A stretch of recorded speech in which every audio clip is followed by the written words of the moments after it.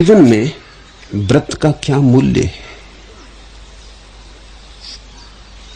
व्रत का मूल्य तो जरा भी नहीं, बोध का मूल्य है। व्रत का तो अर्थ ही होता है बोध की कमी है, उसकी परिपूर्ति तुमने व्रत से कर ली। तुमने देखा झूठे आदमी ज्यादा कसम खाते, हर बात में कसम खाने को तैयार रहते। झूठा आदमी कसम के सहारे चलता है, वो अपनी झूठ को कसम के सहारे सच बताना चाहता है। पश्चिम में ईसाइयों का एक छोटा सा रहस्यवादी संप्रदाय है क्वेकर। वे अदालत में भी कसम खाने को राजी नहीं होते। सैकड़ों बार तो उनको इसलिए सजा भोगनी पड़ी है क्योंकि अदालत में वो कसम खाना ही पड़ेगी बाइबल हाथ में लेके कि मैं सच बोलूंगा। लेकिन क्वेकर्स का कहना भी बड़ा सही है। वो कहते हैं कि मैं सच बोलूंगा, ये भी कोई कसम खाने की बात है, और अगर मैं झूठ बोलने वाला हूं तो कसम भी झूठ खा लूंगा। ये बात ही फिजूल है, ये बात ही मूढ़तापूर्ण है। एक झूठे आदमी से कहो कि यहां हाथ में लेके कुरान या बाइबल या गीता कसम खा लो कि सच बोलोगे।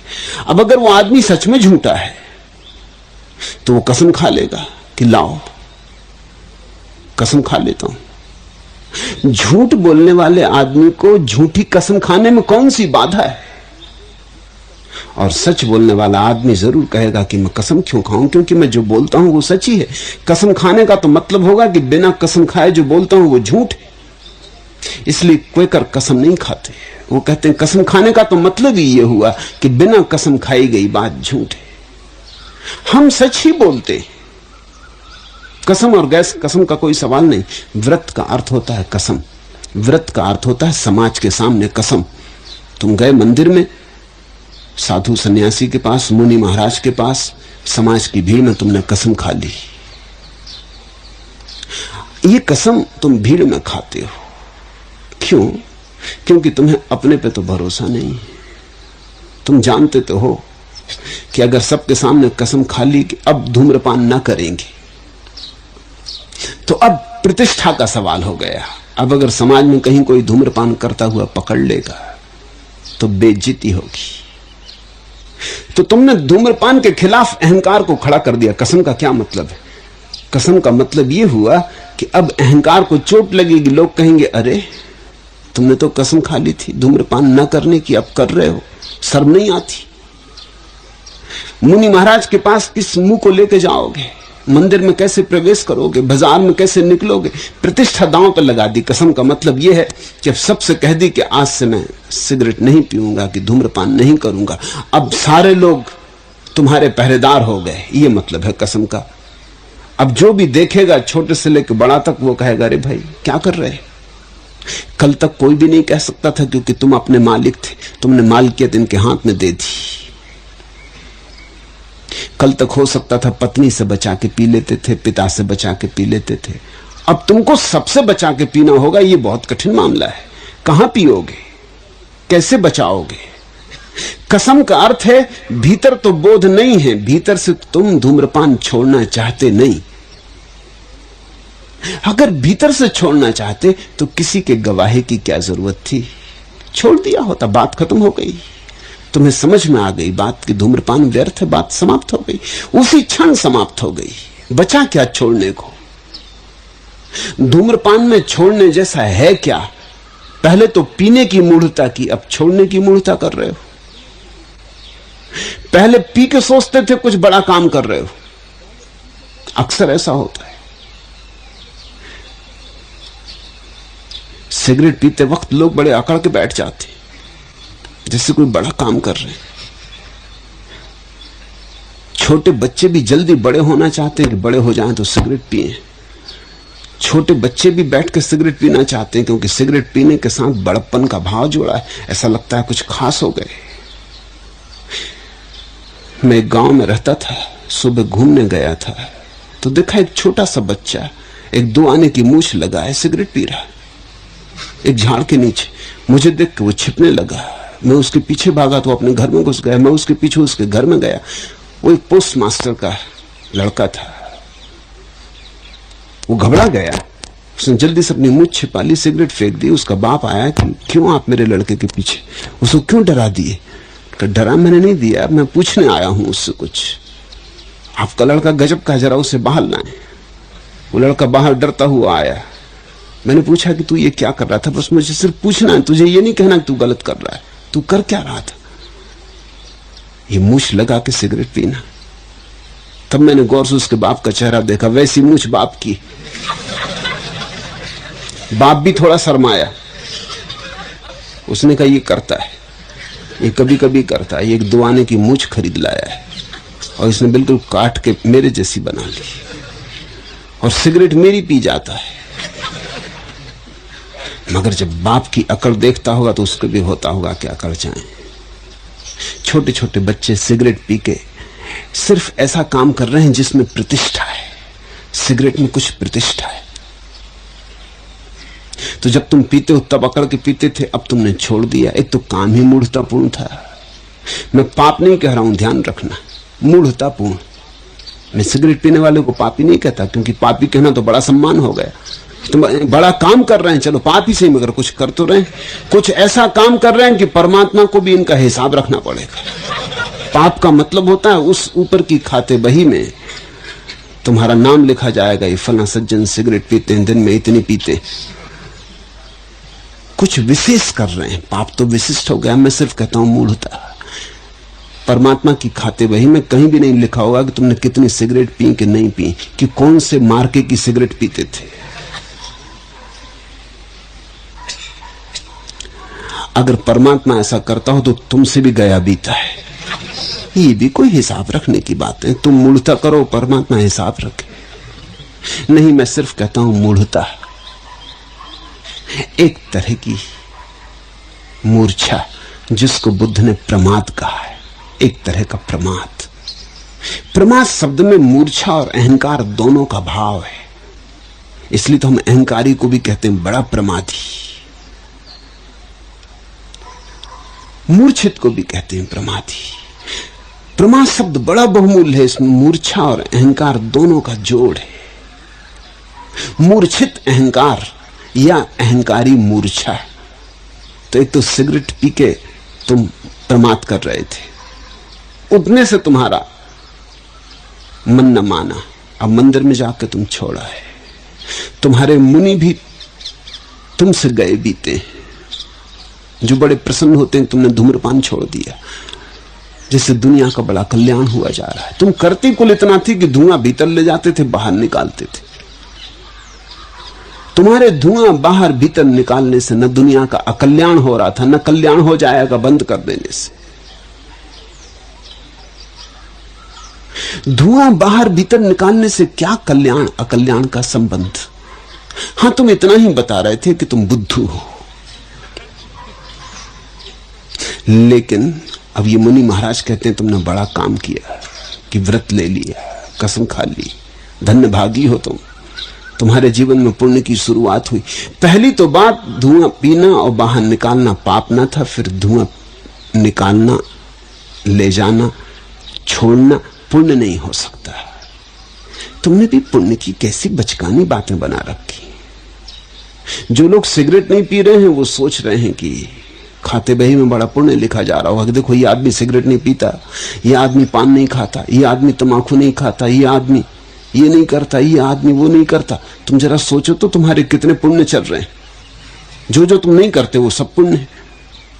तुम वेश्या के घर नहीं जाते, शराब नहीं पीते, पान नहीं खाते, सिगरेट नहीं पीते, ताश नहीं खेलते, पुण्य ही पुण्य कर रहे हो तुम। अब और क्या कमी है तुम्हारे जीवन में?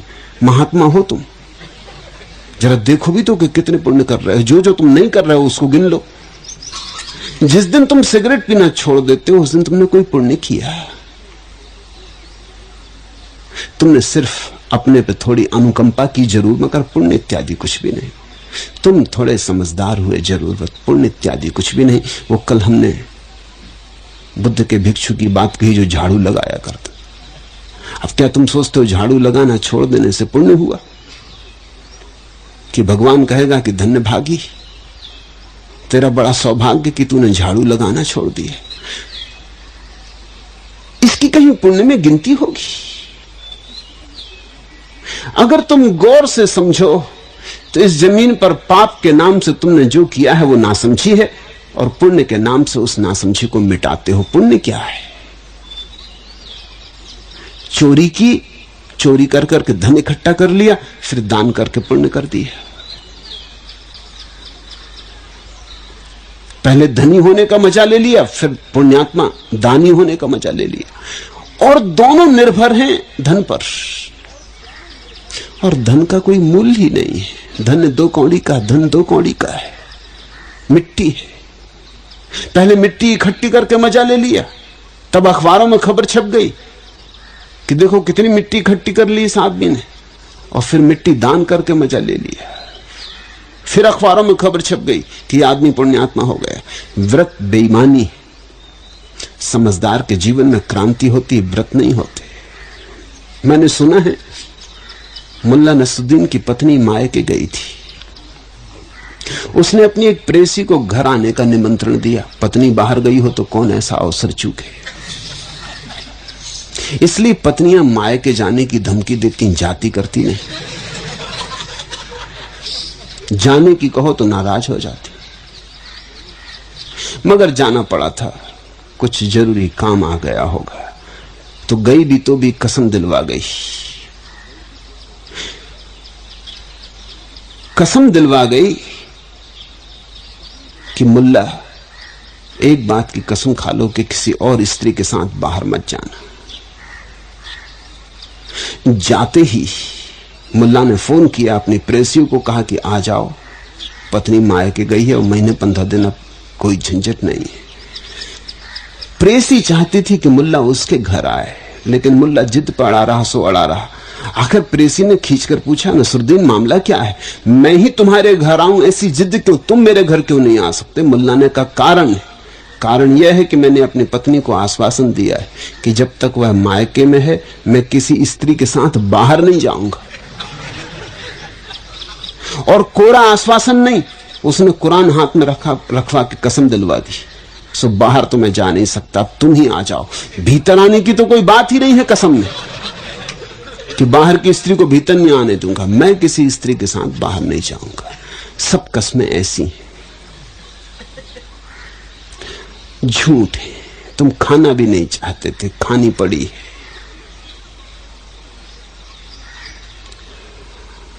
तुमने प्रतिष्ठा और अहंकार के आधार पर खा ली होगी। अब पत्नी अगर कहे कि किसी स्त्री के साथ बाहर न जाओगे, कसम खाओ, अगर तुम ना खाओ तो झंझट, उसका मतलब कि तुम जाने का विचार किए बैठे हो। न खाओ तो साफ हो गई बात, तो तुम विचार ही किए बैठे हो कि तुम राह ही देख रहे हो कि कब पत्नी जाए। इसलिए कसम तो खानी ही पड़ेगी। फिर कसम में से कोई तरकीब निकालनी पड़ेगी। तो लोग कसमों में से तरकीब निकालते। मुल्ला नसरुद्दीन ने शराब छोड़ दी थी, लेकिन एक दिन एक मित्र ने देखा कि वो पी रहा है। तो उसने पूछा, अरे मैंने तो सुना था तुमने छोड़ दी। उसने कहा, खरीद नहीं छोड़ दी, जाके कसम खा ली। पत्नी बहुत पीछे पड़ी थी, तो कसम खा ली कि अब शराब कभी खरीद के न पीऊंगा। कोई पिला दे तो बात और। मैंने तो यहां तक सुना है कि मुल्ला नसरुद्दीन का एक मित्र मरा, तो मरते वक्त दोनों साथ साथ शराब पीते रहे जिंदगी भर। जब भी दोनों जाते तो 2 गिलासों में शराब आती थी। मरते वक्त उसके मित्र ने कहा, मुल्ला अब तुम अकेले ही शराब पियोगे, मेरी याद करोगे या नहीं? मुल्ला ने कहा, याद जरूर करूंगा। तो मित्र ने कहा, इस तरह से याद करना कि मैं तो चला जाऊंगा, मैं तो मर रहा हूं, कोई उम्मीद नहीं, डॉक्टर कहते। तुम इतना करना कि जब भी तुम शराब पियो तो जैसे हम सदा 2 गिलास का आर्डर देते थे, 2 का ही आर्डर देना। दोनों गिलास तुम पी लेना, एक तुम्हारे लिए, एक मेरे लिए। इससे मेरी आत्मा को बड़ी शांति रहेगी। मुल्ला ने कहा, ये भी कोई बात? जरूर करूंगा, इससे अच्छा और क्या। मुल्ला तो ऐसा प्रसन्न हो गया कि अच्छे हुआ कि मित्र मर रहा है। मित्र तो मर गए। मुल्ला 2 गिलास बुला के पीने लगा। जब भी कोई पूछता कि 2 गिलास क्यों, अकेले तो तुम हो, तो वो कहता है एक मित्र के लिए। मित्र तो मर चुका है। सारे गांव में खबर हो गई कि वो 2 गिलास बुला के पीता, जहां भी जाए वो 2 गिलास बुला के पिए। फिर एक दिन शराब घर में आया और एक ही गिलास का ऑर्डर दिया। तो शराब घर के मालिक ने कहा, नसरुद्दीन बात क्या मित्र को भूल गए? नहीं, उसने कहा ये बात नहीं। डॉक्टर ने कहा कि नसरुद्दीन शराब पीना छोड़ दो, तो मेरा गिलास तो छोड़ना पड़ रहा है।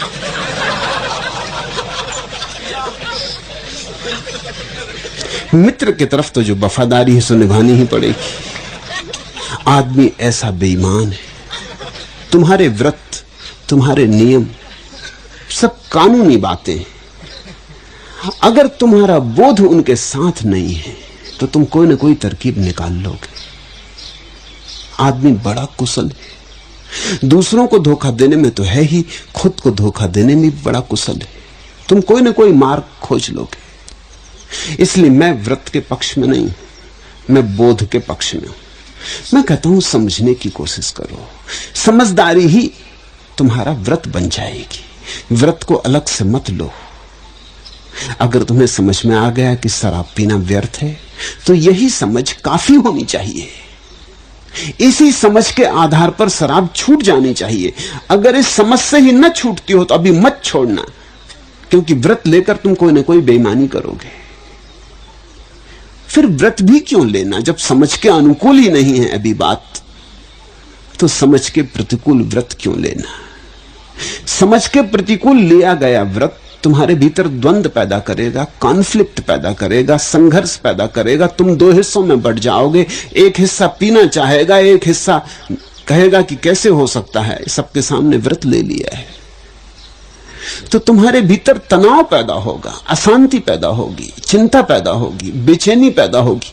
और धर्म से बेचैनी पैदा नहीं होती, धर्म से चैन आता है। धर्म से अशांति पैदा नहीं होती, धर्म से शांति उतरती। तो जिस धर्म से भी अशांति पैदा हो, जानना कि वो धर्म नहीं है। मैंने सुना है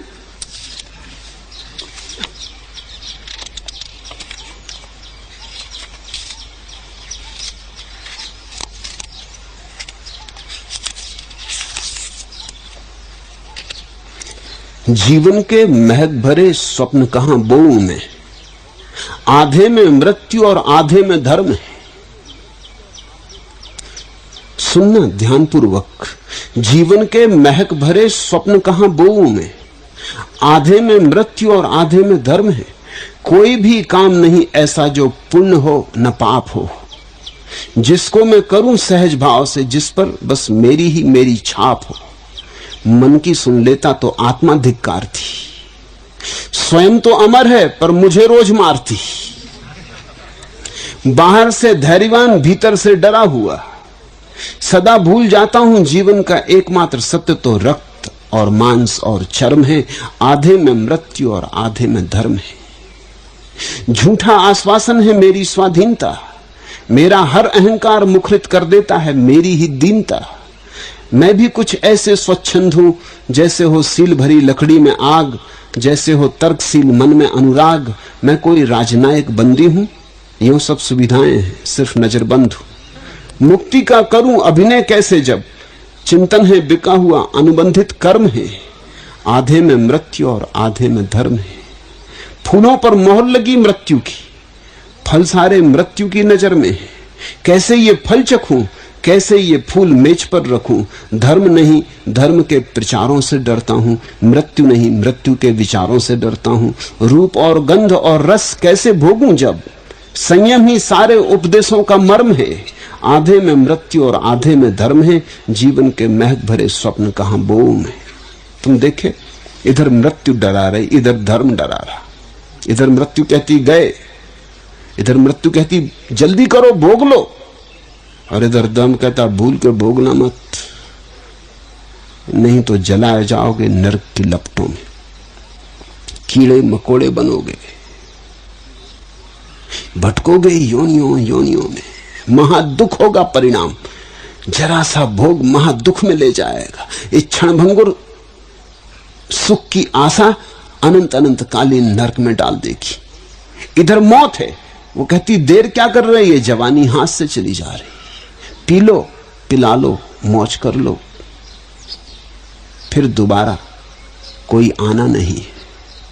मौत सब छीन लेगी। ये घड़ी भर के लिए जो जीवन मिला है, इसे ऐसा ही ना गुजर जाने दो। आधे में मृत्यु और आधे में धर्म है, और आदमी इन दोनों के बीच में कटा हुआ खड़ा है। इधर मृत्यु खींचती, इधर महात्मा। तुम्हारी बड़ी दुर्गति है। तुमने इस सत्य को समझा या नहीं? तुम्हारी बड़ी दुर्गति है।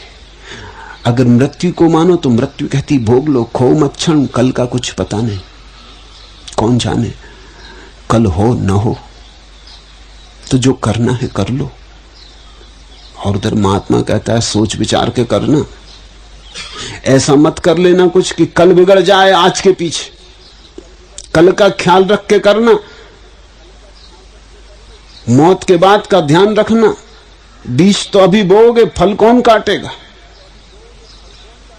ऐसा आदमी दोनों के बीच में खड़ा है, न घर का न घाट का, धोबी का गधा। तुमने उस गधे की बात सुनी? इस सब की कथा है। एक गधे को बीच में खड़ा कर दिया उसके मालिक ने, और दोनों तरफ घास के 2 पूले रख दिए।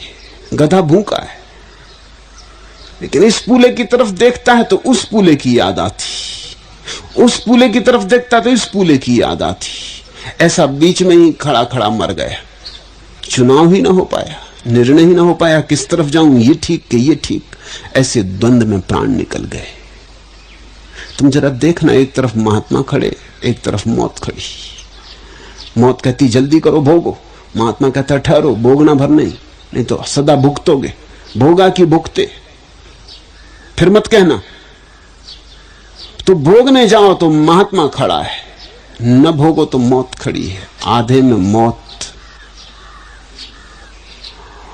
आधे में मृत्यु और आधे में धर्म है। जीवन के महक भरे स्वप्न कहां बोऊं में? नहीं, लेकिन मैं तुमसे कहता हूं ये जो धर्म है, ये वास्तविक धर्म नहीं, ये व्रत वाला धर्म है। वास्तविक धर्म तो तुम्हें नरक से भयभीत नहीं करता। वास्तविक धर्म तो भयभीत ही नहीं करता। वास्तविक धर्म तो जीवन के आनंद को तुम कैसे परिपूर्णता से भोगो उसके सूत्र देता है। वास्तविक धर्म तुम्हें संसार के भोग से मुक्त नहीं करता, संसार में ही कैसे परमात्मा का भोग भी संभव हो सकता है इस दिशा में गतिशील करता है। वास्तविक धर्म तुम्हारे जीवन में द्वंद्व पैदा नहीं करता। वास्तविक धर्म कहता है तुम्हारा ये जो जीवन है उस जीवन की सीढ़ी है, इसमें विरोध नहीं है। दुकान मंदिर की सीढ़ी है, और धन ध्यान की सीढ़ी है, और शरीर आत्मा का द्वार है, और ये संसार परमात्मा का संसार है। इसे कुछ ढंग से जियो, इसे कुछ बोध से जियो, तो तुम इसी सुख में स्वर्ग को खोज लोगे। और ख्याल रखना, अगर तुम इस सुख में स्वर्ग को नहीं खोज सकते तो स्वर्ग फिर कहीं भी नहीं। मैं तुमसे जिस धर्म की बात कर रहा हूं वो व्रत वाला धर्म नहीं है, बोध वाला धर्म है। मैं तुम्हें कहीं से भी तोड़ना नहीं चाहता हूं। मैं तुम्हें परमात्मा से जरूर जोड़ना चाहता हूं, लेकिन तुम्हें कहीं से तोड़ना नहीं चाहता हूं। मैं तुम्हें तुम जहां हो उस जगह का ठीक ठीक उपयोग कर लेना सिखाना चाहता हूं। एक मित्र मेरे पास आए, बहुत दिन से उन्हें सिगरेट पीने की आदत है। वो कहने लगे कैसे छोड़ूं? मैंने कहा तुम छोड़ तो रहे हो 30 साल से, अभी भी अकल नहीं आई कि 30 साल छोड़ने में बिताए, न पी पाए न छोड़ पाए, छोड़ो पंचायत। तो उन्होंने कहा फिर पीते ही रहूं? बड़े उदास हो गए। 30 साल से पी रहे हैं, जैसे कि मैं कुछ कसूर कर रहा हूं, यानी वो कुछ मुझ पे नाराज मालूम पड़े कि आप और ऐसी बात कह रहे हैं। क्योंकि महात्मा से तो बात ऐसी होनी चाहिए कि छोड़ो, इसी वक्त छोड़ दो, कसम खा लो कि अब कभी ना पिएंगे। अरे अपना बल खोजो, आत्मबल जगाओ। ये क्या बात है? सिगरेट से हारे जा रहे हो, आत्मवान बनो, संकल्प पैदा करो। ये क्या बात है? महात्मा से वो ऐसे ही सुनते रहे होंगे, महात्माओं के पास जाते भी हैं।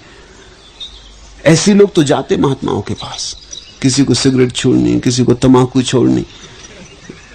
ये भी अजीब धंधा है। कोई लोग तंबाकू बेचने का धंधा कर रहे हैं, कुछ लोग तंबाकू छुड़वाने का धंधा कर रहे हैं, मगर धंधा वही है। धंधे में कोई बहुत भेद नहीं है। एक ही दुकान में साझीदार मालूम पड़ते। मैंने उनसे कहा कि देखो एक काम करो, तुम एक छोटा सा काम करो, ये धूम्रपान को तुम मंत्र बना लो। जब धुआं भीतर ले जाओ तो कहो ओम, और जब धुआं बाहर लाओ तो कहो ओम। बोले क्या मामला? कहीं ये माला बन जाएगी, ओंकार का नाद करो। थोड़े हंसे भी, कहा आप भी क्या बात कह रहे हैं, कहां ओम और कहां धूम्रपान, इसको कहां जोड़ रहे हैं? मैंने कहा तुम्हें मेरी किताब नहीं पढ़ी संभोग से समाधि की ओर? मैं कुछ भी जोड़ देता हूं, तुम फिक्र ना करो, तुम ओंकार का पाठ तो शुरू करो, फिर देखेंगे। 15 दिन बाद मेरे पास आए, वो कहने लगे बड़ा गजब हो गया है,